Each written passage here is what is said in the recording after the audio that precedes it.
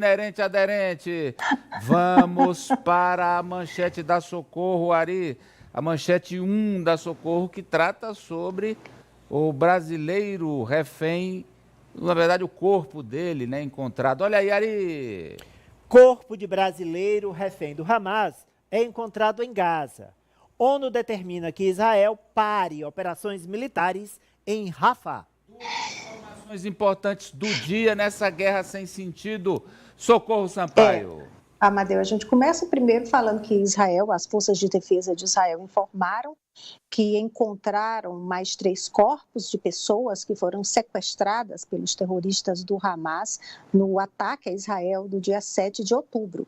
E entre os 3 corpos está o do brasileiro, um brasileiro de 59 anos, que estava desaparecido desde o dia do ataque. A polícia procurava, a família procurava incansavelmente. A gente vê aí a foto, é o Michel Nizebaum, de 59 anos, ele morava em Israel, morava na cidade de Siderot, que fica a cerca de 10 quilômetros da fronteira com Gaza.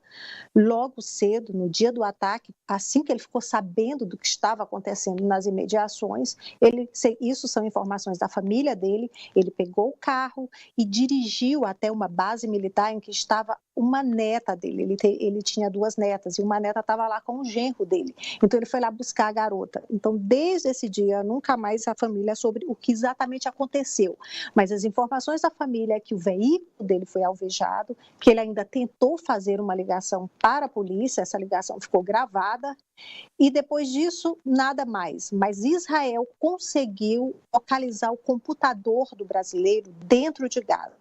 E que eles souberam que ele foi sequestrado. Além do brasileiro, o brasileiro que vivia desde os 12 anos, tinha 59 anos, e desde os 12 anos de idade, ele morava em Israel com parentes. Além dele, foram encontrados os corpos de um franco-mexicano e de um israelense. Os 2 estavam naquele festival de música, o Nova, que também foi atacado pelos terroristas em 7 de outubro. Bem, os números do governo de Israel foi que o Hamas levou 252 reféns. Desses, ainda há 121 em Gaza. Israel não sabe se vivos ou mortos. Esta semana, a família, a gente vê aí essas imagens terríveis, familiares de mulheres que foram sequestradas, que continuam reféns, ninguém sabe se vivas ou mortas, divulgaram essas imagens aí, meninas, as mulheres ensanguentadas, agredidas fisicamente, verbalmente. Isso aí, esse vídeo teria sido gravado no dia do ataque terrorista no 7 de outubro. Outra informação, outro desdobramento de hoje, Amadeu, é a segunda parte da manchete, é que o Tribunal Internacional ordenou que Israel pare, suspenda, acabe com qualquer ofensiva dentro de Gaza. E entre ofensiva militar ou qualquer ofensiva que leve à destruição da população. São 15 juízes, foram 13 votos a favor dessa ordem de suspensão e 2 votos contra. Além disso, o tribunal ordenou a abertura da passagem de Rafah com o Egito para que entre ajuda humanitária em Gaza, ordenou o acesso garantido a Gaza para investigadores e missões, e agora Israel tem um mês para informar o Tribunal Internacional sobre a aplicação dessas medidas, se está aplicando as medidas. Além de ordenar essa suspensão da ofensiva em Rafah, o tribunal também apelou para a libertação imediata dos reféns.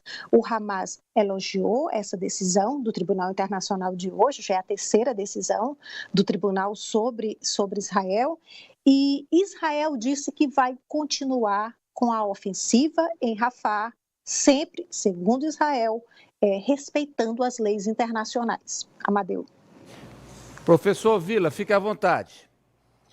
É uma questão muito complicada. Desde o 7 de outubro do ano passado, quando ocorreu a invasão de Israel por parte do grupo terrorista Hamas, que rompeu com o governo legítimo da Palestina, que está na Cisjordânia, né? Já há muitos e muitos anos.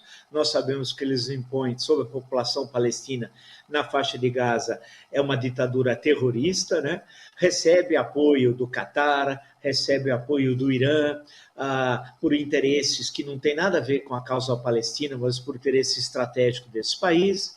Vamos lembrar que o Hamas não defende a criação do Estado da Palestina, inclusive que a ONU apreciou essa questão essa semana novamente, nós já conversamos sobre isso, né, em outro dia. Então é uma questão complicada. Por outro lado, o governo Netanyahu continua numa ação que destrói o apoio internacional que Israel tinha e aumentou em certos momentos após o 7 de outubro do ano passado, pelas ações que violam claramente as leis de guerra, isso todo mundo sabe, porque ele pensa, nós já falamos sobre isso também, a sua sobrevivência política. O que interessa para ele não é o grupo Hamas, é garantir a sobrevivência. E por quê? Porque ele sabe que se tem eleições, ele perde e, saindo do governo, ele vai ter que enfrentar problemas na esfera judicial e ele poderá ser condenado à prisão. Então, é uma situação terrível, né?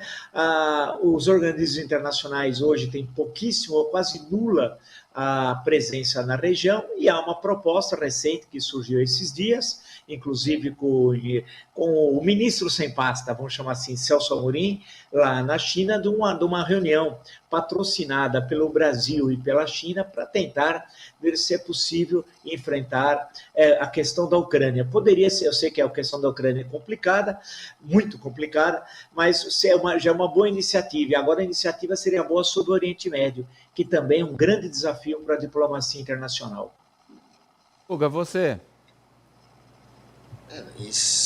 Esse tipo de vídeo que relembra o que o Hamas fez, pelo menos serve para aqueles que ainda tentam romantizar. São poucos os que tentam romantizar o Hamas, mas eles são contundentes, né?